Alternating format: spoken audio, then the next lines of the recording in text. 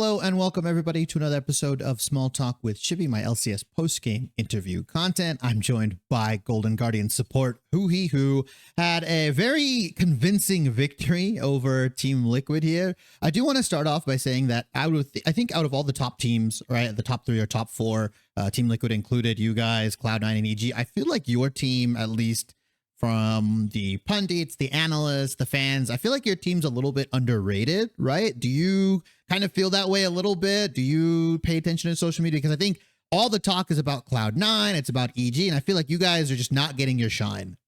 I mean, we do see it, but I think we're fine with it because we are a team that wants less pressure anyway on us. And I think we do perform better when there's less pressure. I mean, we're still like considered like at least top 4 or top 3 Of teams. course. A lot of people, but yeah, I mean, yeah, I think we're just okay with it. We don't really mind it. And I do want to talk about, now that we're in the kind of the final week of LCS Super Week before we get into the playoffs. Obviously, you guys are fighting for seeding there. I spoke to Licorice, I think like week 1 or week 2, right? When you guys were kind of, winning and losing. You had like, I think you were an even record at that point. And he was just saying that you guys are just kind of like ramping up for playoffs. The mentality was that, let's get in, let's get a higher seed, and then we can really focus on kind of sharpening up our composition, being more flexible. Is that still kind of the same attitude that you guys have carried into the final week of the LCS? Yeah, for sure. I think we are basically locked in. And exactly. Yes, yeah, we're still fighting for. We can still get second seed or first seed, depending on how the result is going. Yeah. And usually, first and second has a bye. But we're also okay with not getting the bye. Because I think we're a team like that does well with the momentum as well. So yeah, I mean, if you get a bye, yeah, great. Like we can maybe practice more in scrims. But also, if you don't get the bye, we're also okay with that because that means we can have another stage game compared to the first and second seed. So yeah, right now we're not too focused on win or loss or like the whatever seed we're getting. We're just focusing on what kind of idea do we want to go in going into the playoff. Yeah. And, now that you've had like a proper assessment of the Super Week schedule, right? You've now 6 weeks in. How do you feel about it all? Because obviously it's completely different from any of the LCS seasons that you've played previously. Do you like it? Do you hate it? Do you think there's, you think it's more competitive, less competitive? I kind of want to know now, since we're in that final week. I mean, it's really fast. That's yeah. Like I just blinked and then the season is over almost now.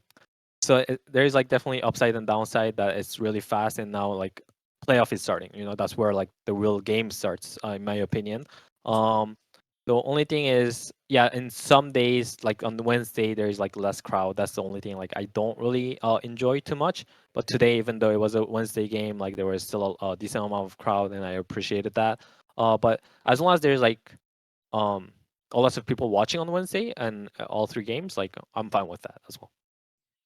I would have said last season that you guys kind of had like an underdog run coming into the spring. Right now, you guys are obviously you're on everybody's radar, right? In your guys's, I would say, team environment, you said you guys play better when there's that less kind of pressure coming into the playoffs. Do you think you're going to be on like the top of everybody's list? Like, okay, yeah, this is GoldenGuardians. We can't underestimate them like we did maybe in spring. Like, do you kind of feel that for yourselves? Do you think teams are like maybe prepping harder for you? Do you guys feel like there's a little bit more, like you said, pressure on your guys' team to perform now?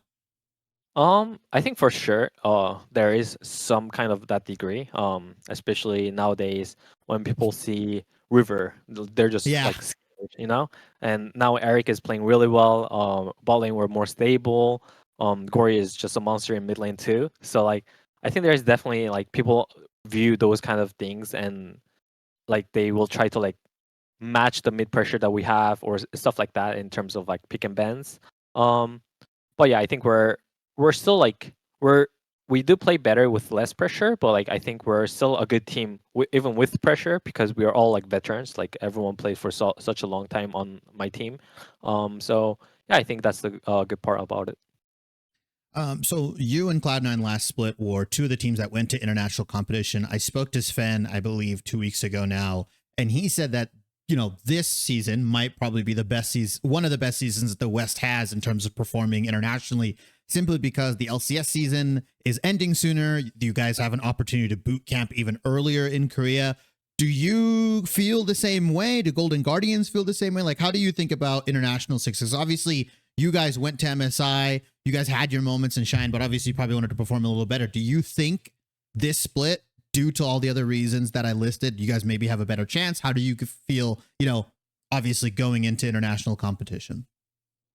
Um, I think it's always like a kind of a coin flip. For me personally, obviously cannot speak for everyone else on the Western team, but for myself, at least in my MSI experience that I had recently, I really felt like they were all beatable.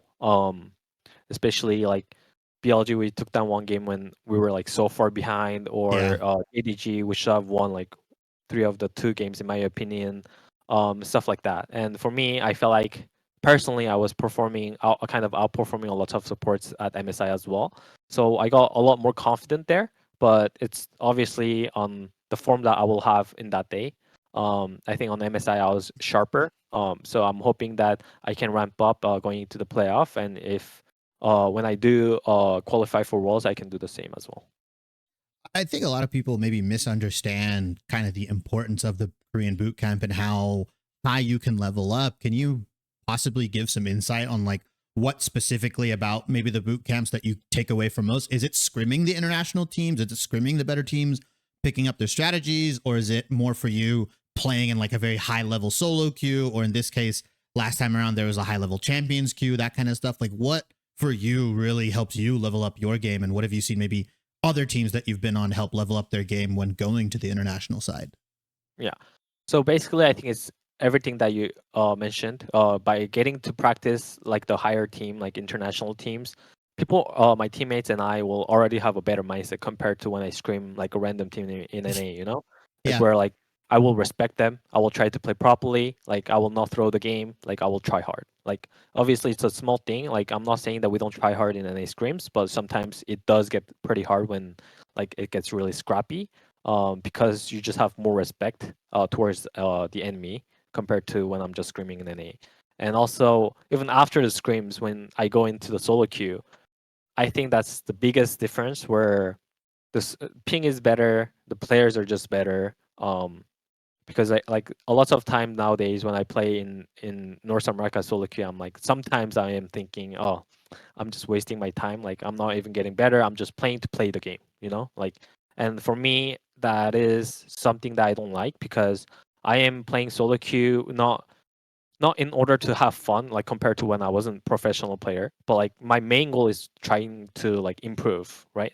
So it's just kind of almost nearly impossible to improve in NA solo queue at this point. And playing solo queue in Korea is just a different experience because everyone is pretty good. Everyone knows their matchup, so I can play support and like play my lane, and then it will be really similar to scrims compared to NA.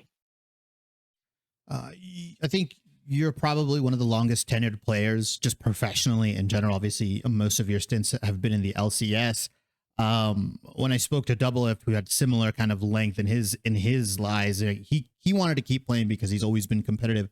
He still feels that he can compete at a high level. Is it the same for you when it comes to like maybe thinking about retirement? Like, is it more of like oh, well, I'm looking at all these teams in LCS. I'm seeing this like, oh, I could definitely be like a top 3, top 4 support. Is that kind of in your head? Or is it more for you that you kind of have that innate drive to just keep competing and you are maybe reaching for higher goals than just winning the LCS, that which you already have done previously? I think my biggest reason why I'm playing is just I enjoy this lifestyle at this point a lot more. It's just really fun to experience competitiveness in front of people and uh, brotherhood in some way with your teammates, and like having the goal to like doing your best with your teammates to reach the same goal, like winning LCS, going to international tournament, performing really well there, and like just everything about it for me is just a really fun experience. So I will say it's really rare that I will think, oh, maybe like it's time for me to go. Because yeah, I just enjoy the environment, the work ethic, the yeah, just my job pretty much. And I don't know if anybody's asked you this question since you've been here for so long now, but I mean, what has been your favorite things about North America? I'm assuming being a North American LCS player kind of lends itself to you like, oh, I really like this lifestyle. I really like living in LA. I don't doubt if it was maybe somewhere else that maybe different ideas would have crept in. But what have you, since you've been here for so long, what have kind of been your favorite things about just North America and I guess, LCS in general? I mean, I think my biggest thing is that I mean, there's no doubt for me that if I played in other region league, I'll be keep playing there too. But when I joined LCS, I just got really lucky. I met the right people. Now I have a house. I have like a girlfriend for a long time. Yeah. I have 2 dogs. So it basically gave me a new home. So at this point for me, I feel like NA is like my home. Yeah, you Uh, planted your roots, right? You yeah, put your roots pretty down much. here. Yeah, because also my childhood, I just moved around so much, so I didn't really feel like Korea was like my obviously I'm a Korean, but like I didn't really feel too attached to Korea compared to like other Korean players.